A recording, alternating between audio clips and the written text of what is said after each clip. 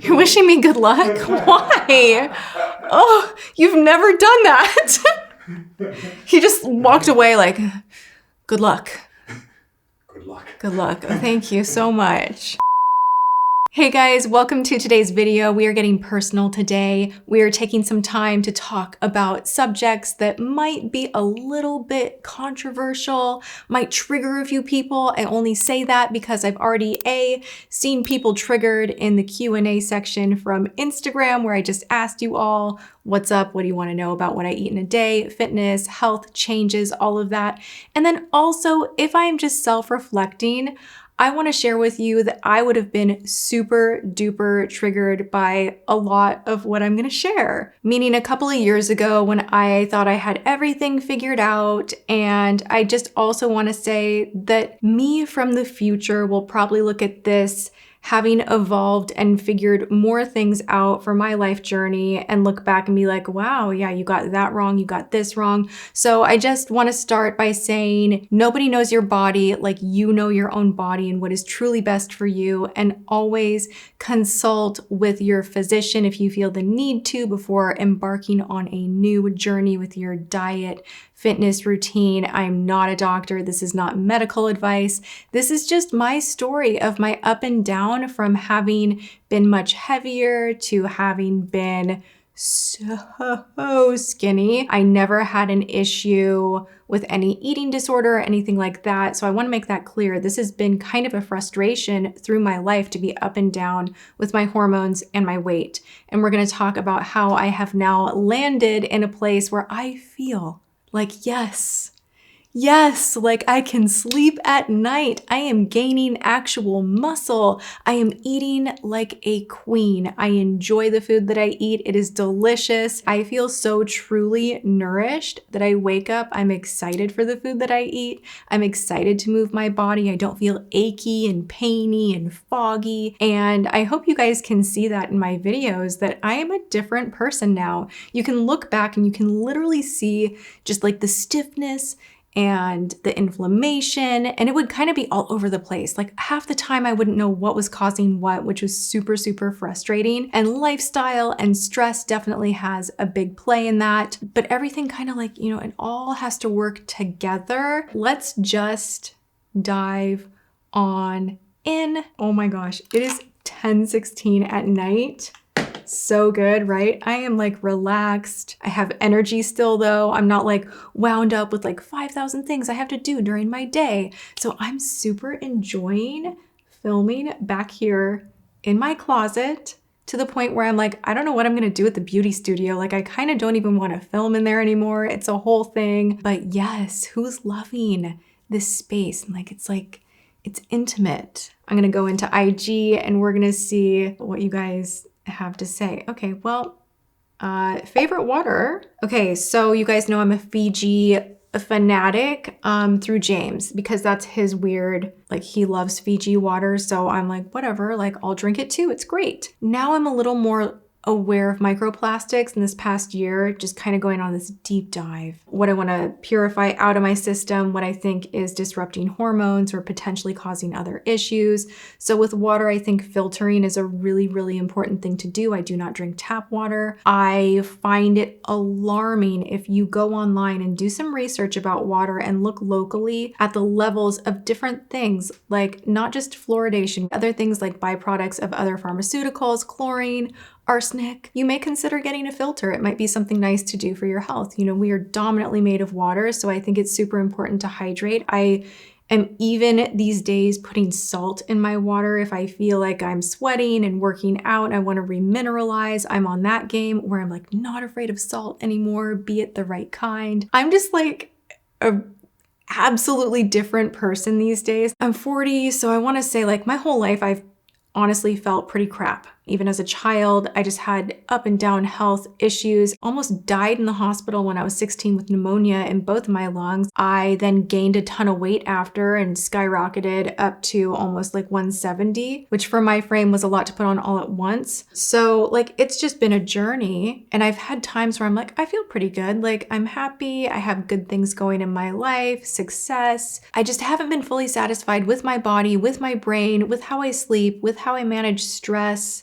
up until now. So I think that's like the big like, oh my gosh, you mean to tell me eating healthy, saturated fat, good fat from animals. Olive oil would be one of the better oils that I sometimes use. Avocado, that I can eat butter. I'm mind blown. I went through a really unhealthy phase in high school where I was like fat-free everything. I was a cheerleader, I wanted to fit in my uniform, and I think it made me a little bit cuckoo because your brain needs fat. Your body needs fat. Aside from seed oils, which I have a bone to pick with, massive, massive way to just wreck your health. That was like the domino one that went bonk, and everything else just like slammed into place. Again, I am not a doctor and this is not medical advice, but in my personal situation and story, I have done bioidentical hormones. I had thyroid issues. I've been on antidepressants, and I am so happy and pleased and personally proud. So please do not take this from me and be like, you are shaming people. I am not.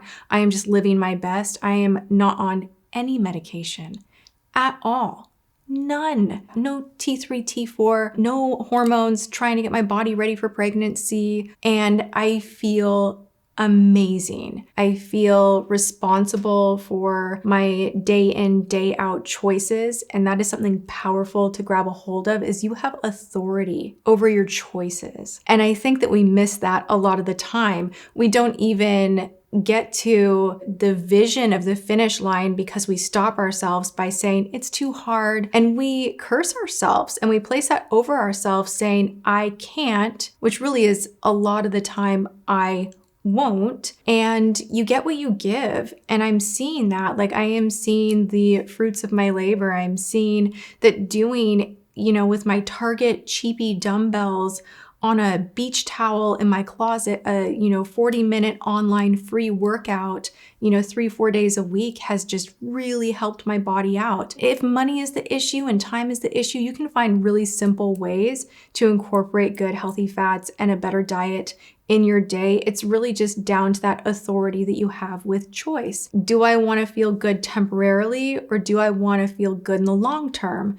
And I'm at a place where I'm all about that long term and I am living it. And I'm like, oh my gosh, like I feel connected and good and vibrant, and just like all these different things have fallen into place. So I am talking a lot just because I'm very excited to share where I'm at. I started my channel really passionate about makeup and being this researcher when it came to finding out drugstore deals and testing different brands. And it led me to this incredible career. And my passion right now is, sure, I want to keep reviewing makeup, but I want to educate myself as deeply as I can when it comes to nutrition. And I don't know what that looks like exactly for my future, but I know that there is this spark in me when I talk about it. And I do want to share, what has worked for me. And if it makes sense to you, then great. And if it doesn't resonate with you, then keep it moving, The next question was simply, nope.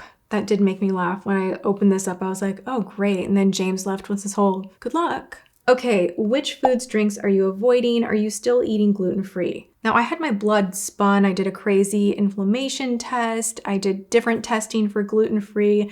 If you've been with me for a long time, you understand how devastated I was to find out that I had a gluten intolerance. I actually cried in the grocery store at one point because I was like, there's gluten in everything. And then I found out that Lucky Charms were gluten-free and I went on a binge. Now that is not health. That is not sustainable long-term. It was a funny memory for us because I just was overwhelmed. I didn't know where to start, but I knew I was having digestive issues. Every time I would eat, literally my stomach would expand and I'm like, this is not right. I went to doctors. Some had good advice. Some were like, you're just swallowing air when you're eating. I think that was like the funniest piece of advice ever, where I'm like, I don't think so. And I don't know if I trust your assessment here because I feel like I might be dying every time I eat a meal. And I don't think that's normal. I used to have to take my afternoon nap.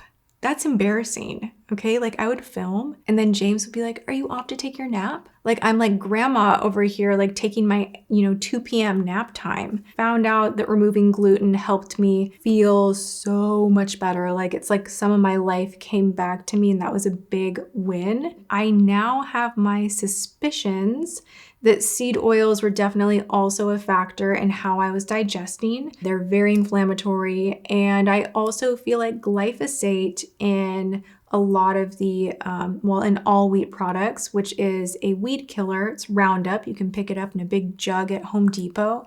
Glyphosate has been found in literal breast milk. Most urine has glyphosate in it. Children's meals were tested across the nation. There was a group of moms that did testing for heavy metals and glyphosate levels, and everything was tragically unsafe. But yeah, it's an issue and I'm passionate about speaking out about it because if you destroy your gut, you're gonna have a hard time getting your brain to function. These two, they're connected.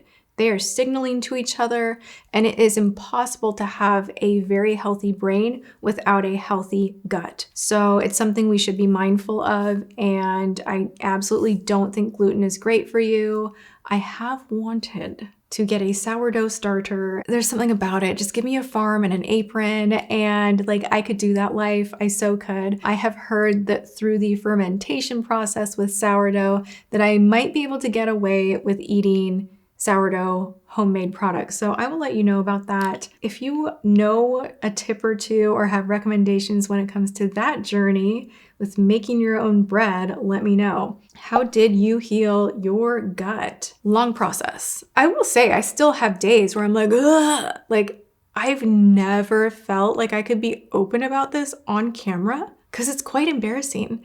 Who wants to come on camera and be like, I got some IBS issues and the gas, man, I eat and it is over. I have felt after eating the wrong thing that my digestion at times in my life was so bad that I'd feel like, oh my gosh, I have gas in my heart. I'm having I can't breathe and it's up here and oh my gosh, it feels like it's in my arm. It would be the weirdest sensations when I would eat foods that did not agree with me. And then I have all the endo issues on top of it. The endometriosis issue, oof, you got 1 week out of the month. I'm terrible. Tired, cranky, no good. I am in pain. The kind of pain where there was one hospital visit, literally Cedars-Sinai. I was maybe 18. I was in so much pain. My older sister and I were driving on our way to work. Something hit, something exploded, something happened, and we had to rush to the hospital. I didn't even wait for her to completely stop the car before I ran in and was screaming for help. It was really, really traumatic. They had me fill out paperwork and demanded that I sit in a wheelchair or they weren't going to see me. And that was literally one of the most horrific hospital experiences. Sadly, I've had one more that was way worse.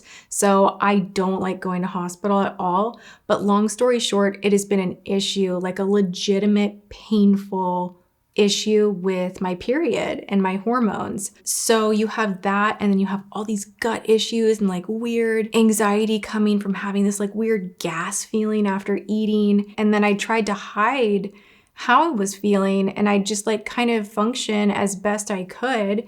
It's interesting looking back. I had so much anxiety going to events for my job. I couldn't eat anything at the events. I don't drink alcohol either.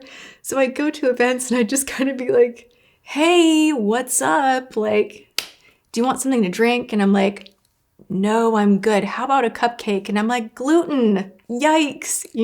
I had a trip that I went with Lancôme over to France and I was so excited. I got to see Julia Roberts was there and there was this big dinner. It was a multi-course meal and they kept bringing the course. They'd put the plate down and then they'd take it away.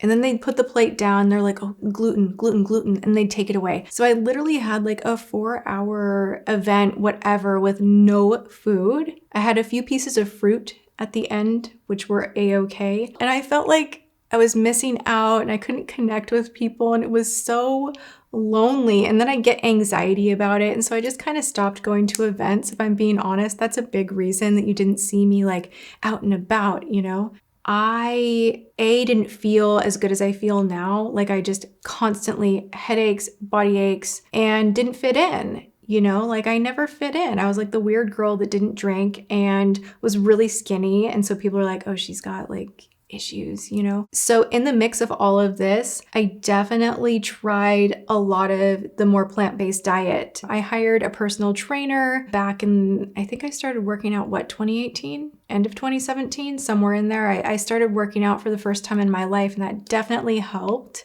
But it's really interesting for me to see that back then I was still so just like high stress and not feeling well with a lot of the food I was eating, which was very processed. I had it in my head that drinking green juice every morning and doing protein shakes and eating a lot of vegetables and a lot of processed vegan food was like super healthy. And a lot of plant milks were also healthy. And I could not have been more wrong for my body. I am suspecting now that I have an issue with how my body handles oxalates. And basically, that is a vegetable's defense system that leaches nutrients from your body, hard to digest, can create crystals in the body. It is a topic that deserves its own moment. And if I ever do something like a podcast or anything of that nature, I would love to have an expert actually really go through exactly why this might be a problem if you have a mystery illness that is not being worked out by any doctor. You know, I saw Western doctors and holistic. Like I kind of was like, I'll try anything, you know? It's been wild, but removing vegetables from my diet, which I know a lot of you guys are gonna be like, no, Tati, no. Like you have to eat your greens. But for me, removing them from my diet and hiking up the fat and the protein has been the biggest win of my life. And there are so many stories similar to mine. For the first time in my life, I feel 100% great and I'm gonna stick with it. Everything, my energy, I don't take naps anymore, no medication, and I feel like I look better too. I'm gonna go ahead and say that. I stopped doing injectables and Botox, my skin improved, like my whole body. I don't have blemishes on my body. I don't break out on my chest, my back, my skin's firmer. I just feel like this is really, really working for me. So I don't want to say I'm carnivore, but I'm definitely animal based. I do still have some vegetables, protein, high saturated fat, good sugars from fruits. I eat a lot of honey, maple, vegetables here and there. I eat a lot of eggs. It's just simplicity. There are so many additives in food. You don't need that colorant. You don't need the gums, the preservatives. Like if you can shop on the outside of the grocery store, focus on what is real food, your gut will heal. And when your gut heals, your mind is just so more engaged in life and things start feeling better and the cloud lifts and it has just been remarkable. What do you think about intermittent fasting? I used to joke around that I was like an expert intermittent faster just because I was lazy in the morning and had no appetite. So I'm like, yeah, well, I can go till like noon and not eat. Like that was some gold star. Intermittent fasting I think can work really well for men. I think for women, our hormones are so up and down and they move around in the different parts of the month. And I think that it can be really hard on your hormones. So for me, I don't intermittent fast. This for me is a huge sign of health that I wake up in the morning and I'm hungry. And so I eat and I feel good. And my first meal of the day is usually eggs and apples, which is so bizarre, but I love it. How are you doing? Oh no. How are you doing emotionally during Puka's health issues? Oh my gosh, you guys, Puka, we don't know what happened. This is like outside of this video really quick. He has paralysis on one side of his face, so he can't keep his tongue in his mouth. I think he looks so cute, but I know that he's uncomfortable and his eye started to blink again, but it wasn't blinking. We got blood work done. He doesn't have cancer, but he's not 100 and we're still trying to figure it out. So yeah, prayers for Puka, but we're keeping a good attitude about it and just loving on him and hoping for the best. Still trying to discover exactly what might be going on. Okay, so do I have Botox? No. I did Botox for a long time and I loved it. I just now kind of feel like, dude, I'm doing everything to strip it down. Like I want my body cleaned out. I want to feel as healthy as possible. And for me, while I'm like detoxing and weight training and changing my diet and doing all of this. I don't want it. And that's okay. And I think that to each his own, you know? Am I like an old lady on YouTube now? My face moves. It really does. Like when I like look down and I'm like, oh yeah, that's there. This might sound kind of strange, but I feel more beautiful when I can express and smile and like move my face. And I just like having the expressiveness and I don't miss it. Sometimes maybe, but I don't think I'll go back. I don't know. I don't know. Okay, what is your go-to snack? I don't snack a ton, but I am the smoothie queen. I do collagen and I do raw eggs. Don't come at me. You are putting yourself in more danger eating fast food, in my humble opinion.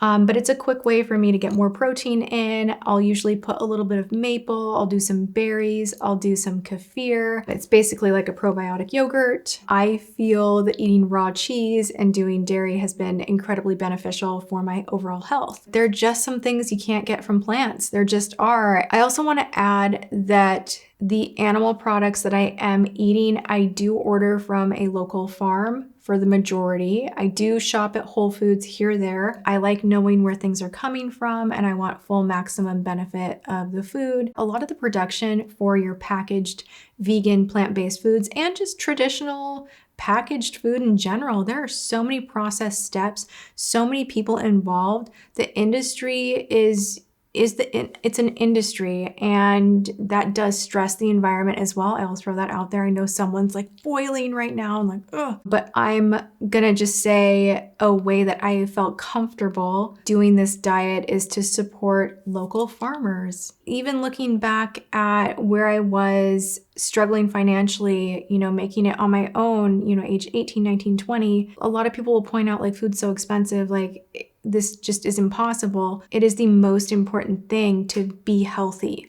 You don't have a chance to excel and be the best version of yourself if you are not like in your potential. You can do this kind of diet pretty simply. Like I said, I do eggs and apples for breakfast.